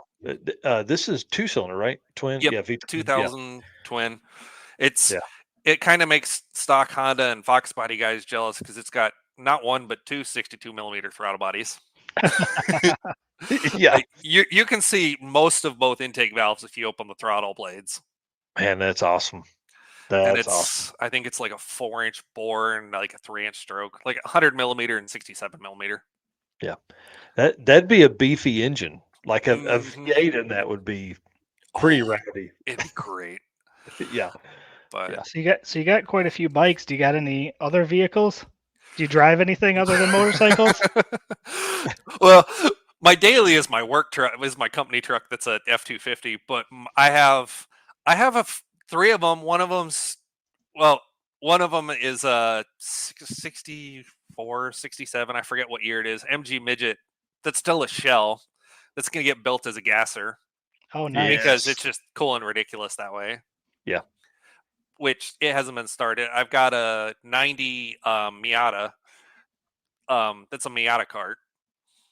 Oh, But nice. yeah, I got it running, and then it wasn't a piece of a ring, and I thought it was just a little piece of metal, and killed one of the pistons. So it's working on getting put back together. The cylinder was fine. It beat up a part of the head that doesn't matter. Nice. All right. So Good. it's in the process of getting put back together. Maybe it'll make it to race week this year, but the backup plan is I've got a 2014 EcoBoost F-150 four-wheel drive, which is boring, but my nephew's going to come with me this year for race week, so I need something that'll be reliable enough for both of us. Yeah. And he's I not wanted getting on to. the back seat of a bike. No, he probably would do it for an hour, but I don't want to. I've wanted to build a Miata cart for a while. It seems like it'd be a lot of fun, but of course I Oh, would yeah. throw an LS in it. That's, what else Yep. would I do? Yeah, the only hard part with them really at that point is a strong enough rear end, Yeah. which I've seen. I think he did Sick Week, and I don't even ever remember his name. He's got the Miata with an LS in it, and he 4-linked it. Oh, okay. Yeah, Matt Lamphere. Yep. Oh, Because yeah. it's not hard to do. It doesn't really need subframe connectors or everything, because it has it's like a 2 by 3 inch square tube type frame that's part of the unibody that runs the whole wow. length of the chassis. So it's a really stiff car. Cool. Huh. And then they Interesting. build all the braces underneath for it. Yeah, it's like they knew that. Mhm. Oh yeah, Yeah. So they're a lot of fun. what's the story with the gasser midget? What's the plan for it? Like solid axle front, or are you going to move some of the Miata stuff over? It's Gasser- probably going to be a solid axle front and probably leaf spring at both ends, just because it's Yeah. idiot proof. And well, Yeah. we'll see if I can mess that up. I haven't figured out an engine yet. If I could figure out how to run it, I'd figure out like the 3900 motors like in the Impala. That's the 60-degree V6 would fit in there yeah. real well. Yeah, that'd be kind of fun. If I could figure out how to run the fuel injection and put a blower on that, it'd be kind of cool. Or like a 5-liter Ford, because it's a little bit narrower than an LS, and you need a shoehorn to fit a person in a midget, let alone anything else. Right. Yeah, we know we've been down that road. Mhm. Especially with the V8. The cool thing about Yeah. the gasser setup, though, is you could really kind of move the engine forward a little bit, so you're Yep. not getting too much of the firewall there. Yeah, and you get rid of some of the steering cross member issues and stuff like that. Yeah, huh? You and Steven need to talk. I'm not Mhm. going to say anything more, but you and Steven, my brother, need to talk. Yep. There's some conversation you guys could have Mhm. around gassers and that kind of stuff. So, Oh yeah, um, I've looked over his car quite a bit. It's pretty cool. yeah, yeah. Just wait. I'll tell you after this. I'm not going to put it out Mhm. there, but if anyone wants to go follow the build process, Narcoleptic Customs is the place to go for that. Um, the Yeah, those cars are tiny. So I'm Yeah. sensing a theme here. We have a Grom, we have MG midgets. Like Miata. why? Mhm. What? Yeah, Miata. Why small stuff, man? What? Do you just dare to be different? Do you like what's the reasoning behind it? Pretty much. Like, this is actually the 4th Miata I've had, and I probably should give up on it because it's got a few rust issues and stuff, but I can't. I had the first Miata I had at the same time as the RC51, so the most powerful vehicle I had was a motorcycle. Yeah, And then I traded that for a BMW that had a 5-liter Ford in it, and yeah, nice. I regretted that.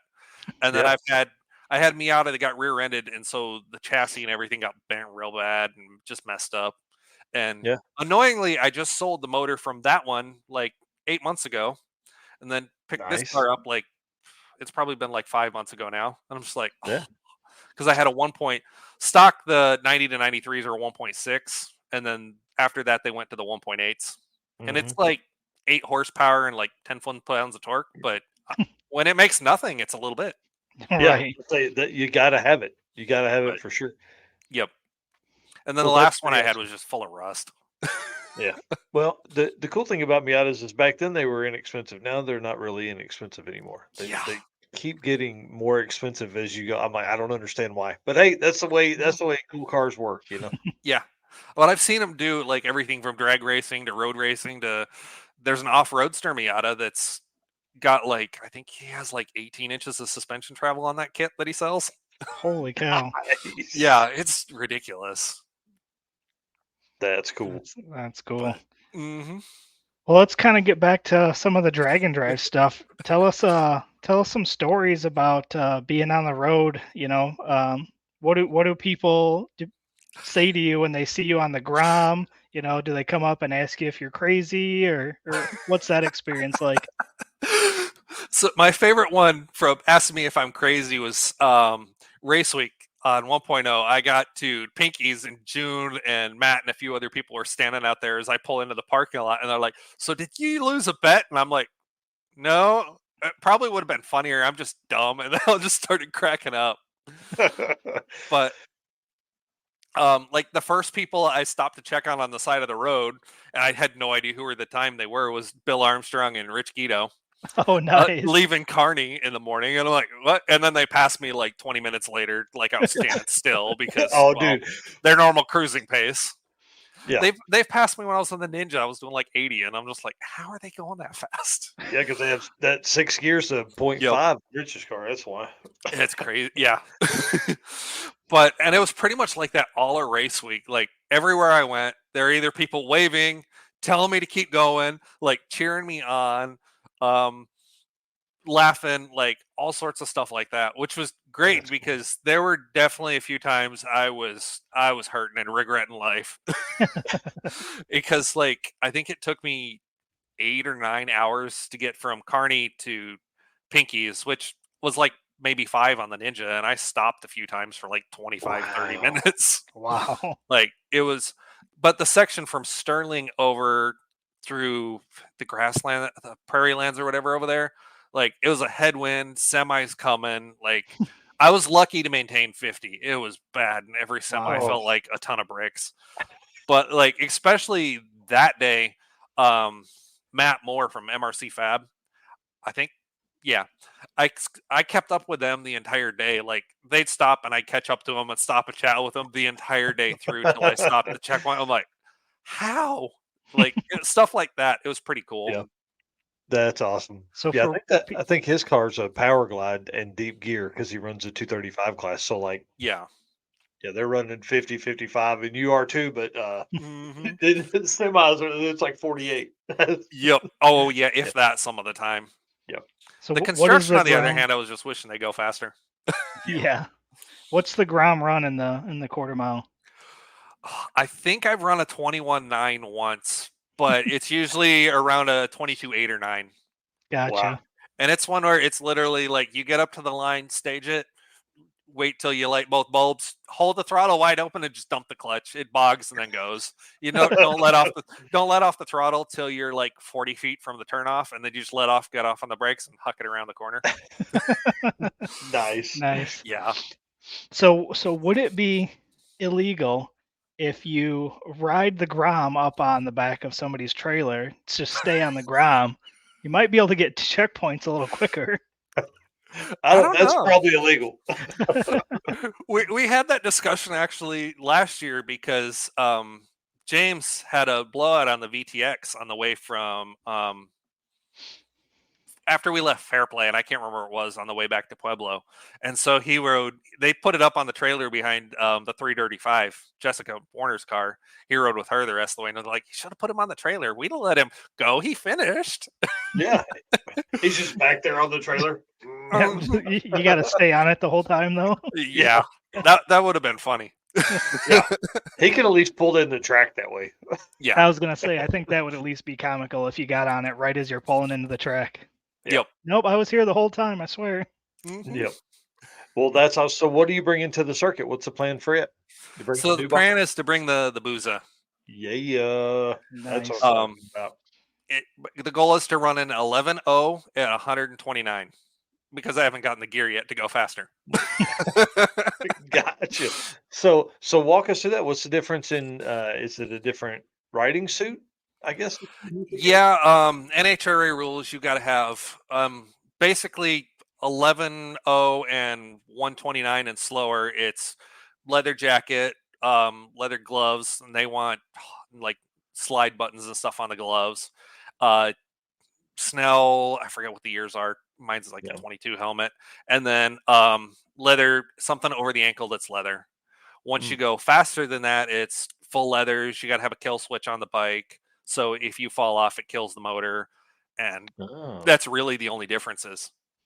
wow. Gotcha. Now that bike, I mean, it should be able to go faster than 11.0 in factory trim, right? Yeah, it should Right. run with me with my inexperience, probably low to mid tens. Yeah, that's what I figured. Yep. That's awesome.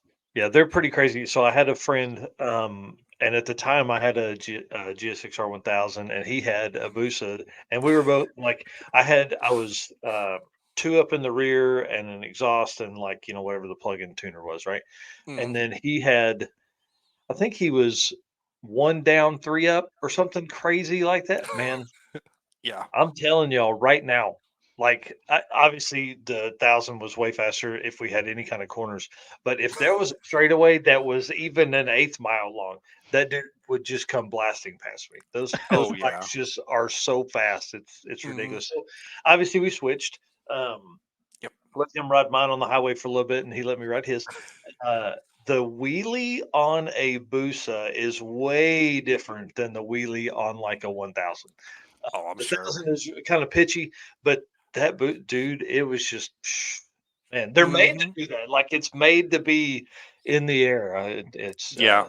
The arrow on those is awesome. You're gonna have a Mhm. lot of fun on that bike. I'm gonna get myself into trouble because 90 does not feel like 90. Oh yeah.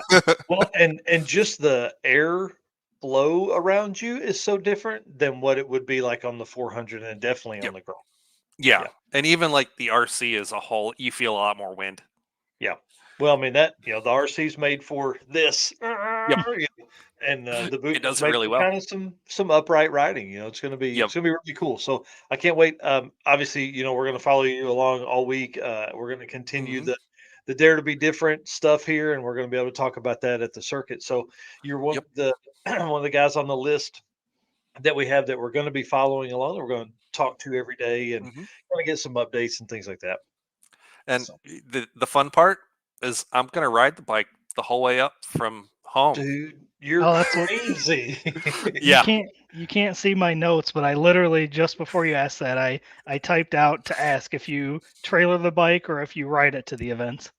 Wow. So the Ninja and the Grom, the Grom the first year, when I drove up to Great Bend, it was in the back of my Jeep. I had a Wrangler JK, and I popped the handlebars off, just put it in the back of the Jeep and cruised up, so I didn't have to pull a trailer. And then for 2.0 that year, I towed both up because I was hoping the 250 would work well enough to make a pass the last day, and Yeah. it's failed like always. And then the Ninja's just been hauled up in the back of my truck. And Yeah. actually, last year it got hauled up to Oklahoma with it and the RC51 in the back of the truck when I dropped Nice. the RC51 off to get fixed because it's been down for like 5-6 years now. Oh, Yeah. wow.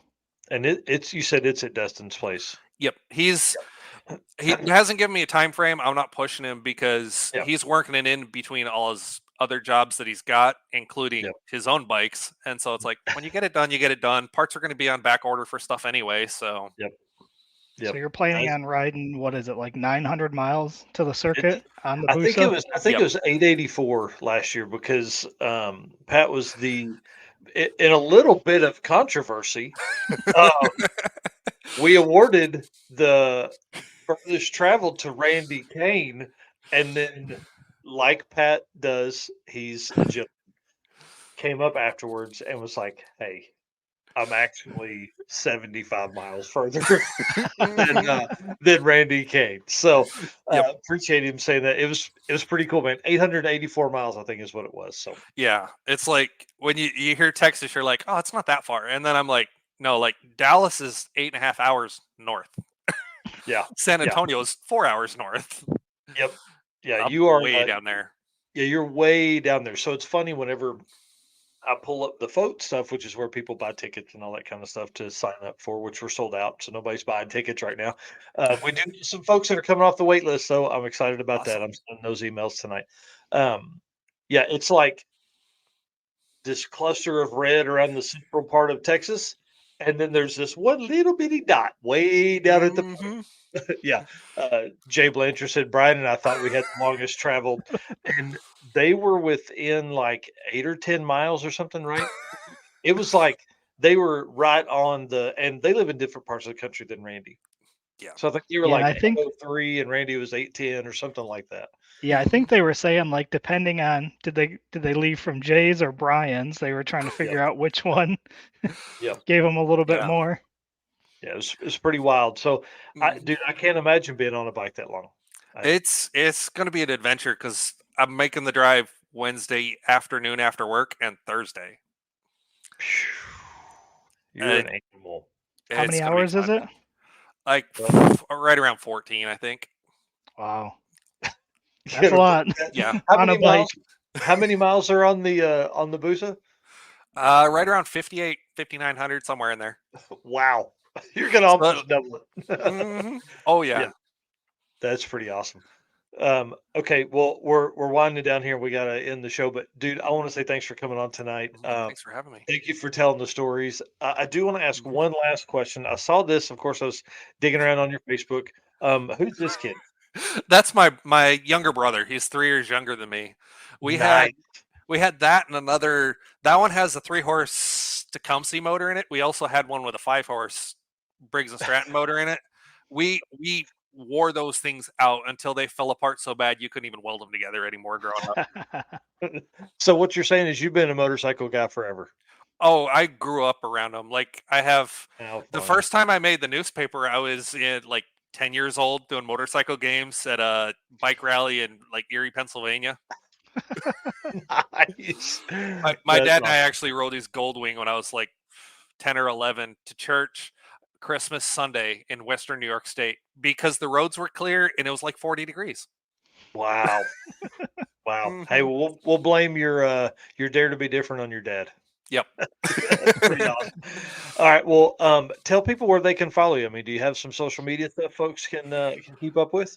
I do. I think I'm Pat Cook on YouTube if you want to see old videos of my RC51 when I was out at Twisted Sisters, or I think I have a video up of me racing Adam last year. Um, I can't. I think my Instagram is either Pewter Duckling or Pat Cook. I'm Pat Cook on Facebook. I tend to just post randomly between all three sometimes, and not super Yeah. consistent, and work pictures and stuff too. So, Yep. Awesome. Well, dude, again, we appreciate it. And we'll see you soon. Couple weeks, man. We're gonna be at the Yep. circuit. yep, I'm looking forward to it. I can't wait. All right. Awesome. We'll see you later. Thanks, man. All right, thanks. Dude, what a fun night. Yeah, What a absolutely. fun night. One thing we didn't ask Chris Story was where people could find his stuff. Obviously Chris Story photo everywhere with an F. You can find it. Yeah, hey, hang on. He stayed out back. I'm gonna bring you in, dude. Tell everybody where they can find you. Chris Story photo on everything. Sorry, Yeah, bad habit. yeah, YouTube, Instagram, not Facebook. Facebook is just my name. I have a Chris Story photo Facebook thing, but I never use it because yep. I have 3,000 friends on my Chris Story page, and so I really need to delete it, but I'm an idiot. I don't know how. Yeah, Chris Story photo on absolutely everything. All right, well, stay with us because I want to talk to you for just a second. We gotta close this out. Okay.